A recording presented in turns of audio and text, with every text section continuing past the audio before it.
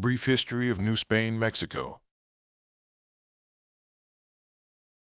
In 1519, the arrival of European invaders signaled the beginning of a transformation that would merge two worlds into a transnational crucible.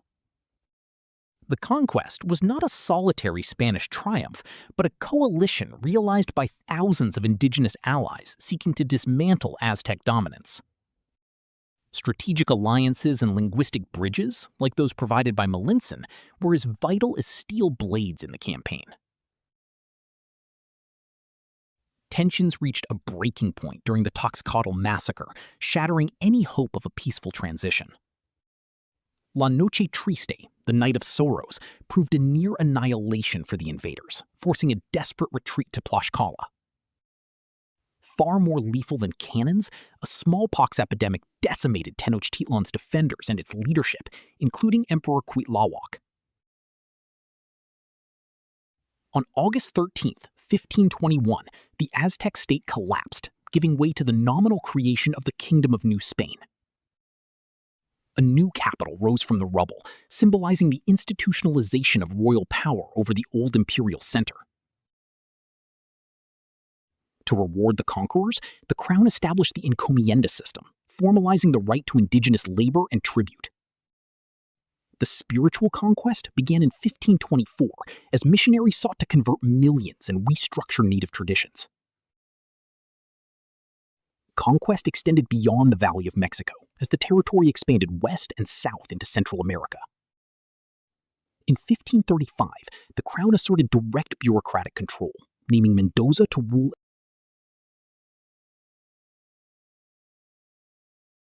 The demographic history of the new realm was defined by a catastrophic 90% population decline by the year 1600. In 1545, a mysterious pestilence known as Cocolitzli ravaged the highlands, striking Europeans and natives alike. Native authors noted the scale of the horror, observing that even market life and governance stalled under the pestilence. Spanish physicians were baffled by the symptoms, which included high fevers, black tongues, and acute neurological disorders. Megadroughts, the worst in 500 years, exacerbated the outbreaks, possibly increasing the presence of viral rodent vectors. The death toll was staggering. The 1576 epidemic alone claimed more than 2 million lives, leaving New Spain almost empty. The crown employed forced resettlement to gather survivors into easily governable congregations near agricultural production.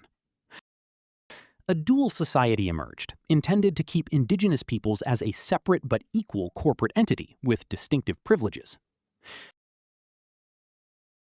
The administration relied on the indigenous nobility to channel labor and taxes into the colonial economy.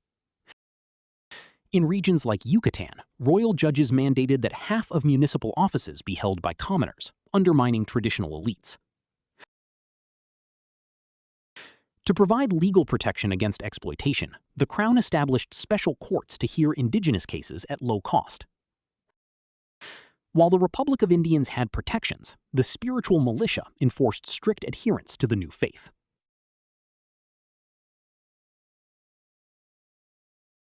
In 1546, news of massive silver strikes triggered a migration to the heartland of the Gran Chichimeca. The discovery ignited the Chichimeca War, a generation of hit-and-run attacks by tribes resenting the intrusion on ancestral lands. Silver processing was revolutionized by the patio process, using mercury amalgamation to extract pure metal from low-grade ore. Unlike Peru's draft labor, northern Mexican mines utilized a workforce of enslaved Africans and mobile indigenous wage laborers. Silver mining became the motor of the economy, fueling the crown and transforming global trade networks. Acapulco became the vital New World terminus for the trans-Pacific silver for luxury trade with Asia. For 250 years, these super container ships were the only communication and economic lifeline between Mexico and the Philippines.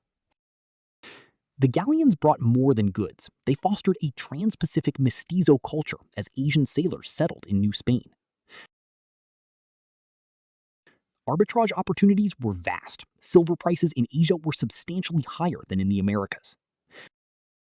New World silver became a global currency, arguably the first in history, essential to the Chinese monetary system. Official trade was heavily restricted to protect Seville's monopoly, leading to widespread smuggling and contraband circuits.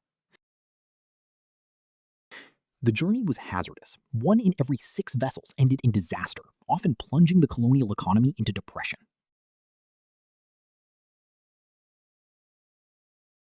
The apparition of the Virgin in 1531 fused Catholic faith with indigenous identity, creating a powerful spiritual icon. Intellectual life thrived as Jesuit scholars and Creole polymaths studied the American skies for celestial omens. To consolidate the northern frontier, the Crown established missions as temporary ventures for total cultural assimilation. The missions were forced to be self-supporting, requiring native labor to cultivate crops and tend vast herds of livestock. Priests mandated that young native women reside in nunneries, though cramped conditions often led to the fast spread of disease. The printed book was a key weapon in the spiritual conquest, used to teach reading, writing, and music. Mission architecture, simple stone and adobe, was shaped by the scarcity of imported materials and skilled labor. Many natives rejected conversion, choosing to flee or rebel against the strict discipline and high mortality rates. Hostility from frontier tribes was constant, erupting into major confrontations that kept the empire on alert. The frontier was a rhythmic relationship where missions, the military, and civil settlements constantly fluctuated and moved. In Yucatan, a 170-year conquest was punctuated by the violent suppression of idol worship by the Franciscan order. Despite legal segregation, centuries of contact created a transculturation that defined the unique identity of New Spanish society.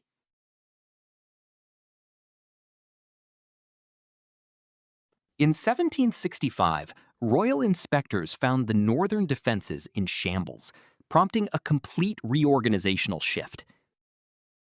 Spain established a centrally controlled military line to secure its claims against foreign intrusion and indigenous raids. Presidial soldiers carried specialized equipment to survive the deadly accuracy of Apache and Comanche arrows. Presidios were complex, multicultural settlements, often built by the soldiers themselves with the help of indigenous laborers. Indian scouts lived within the forts with their families, playing a vital role in frontier pacification and defense. Life at the end of the supply line was filled with poverty, hunger, and physical discomfort for the isolated families. Despite low pay and material deprivation, the military provided a rare path for social advancement for mixed-blood mestizos. The standardized Presidio plan, based on the European hollow square castle, was adapted for the harsh American terrain. To improve efficiency, the frontier was semi-detached from the distant viceroy in Mexico City. Many outposts were eventually deactivated when civilian resettlement failed, leaving only tiny caretaker squads.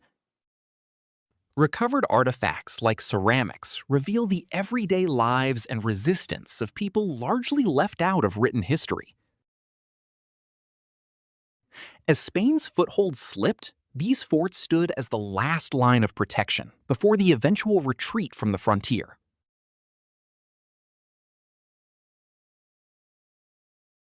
The Bourbon kings sought to transform semi-autonomous regions into proper colonies to maximize revenue for European wars.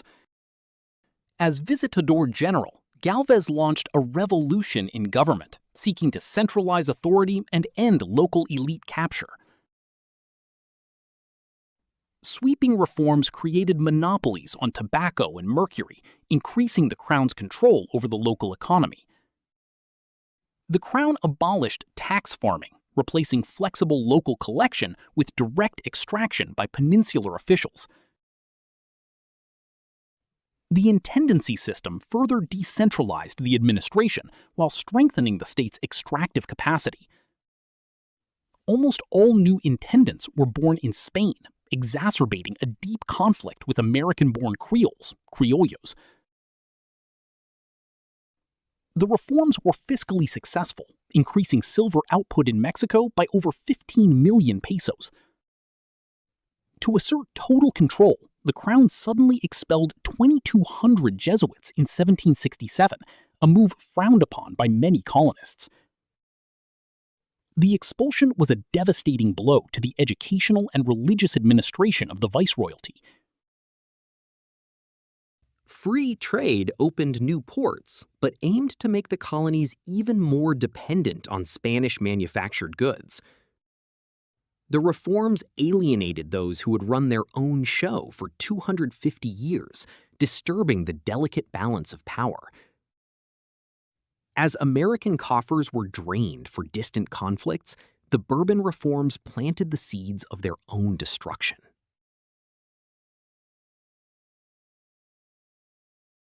In 1804, a desperate financial shock arrived with the Act of Consolidation, seizing ecclesiastical assets to pay war debts.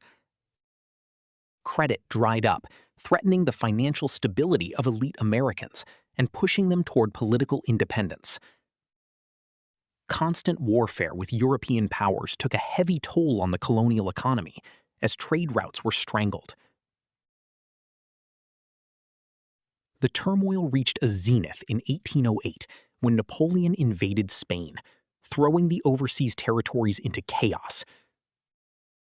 The forced abdication of the Spanish monarch created a vacuum of power and a crisis of legitimacy. With the king's living image absent, Spanish colonies questioned the authority of a foreign government. Local leaders began promoting ideas of autonomy, claiming that New Spain was on an equal basis with the mother country. Fearing a loss of status, Spanish-born elites decided to act against the increasingly pro-Creole viceregal government. A coup d'état deposed the viceroy, further inflaming the enmity between the ruling class and the American-born. Popular sentiment for secession grew as thinkers argued that a colony should be free when its home country is dominated by another. The 1799 conspiracy of the machetes was a precursor to the growing insurgent desire to take the palace. By 1809, secret societies of educated elites began reflecting on their final break from the crumbling Spanish Empire.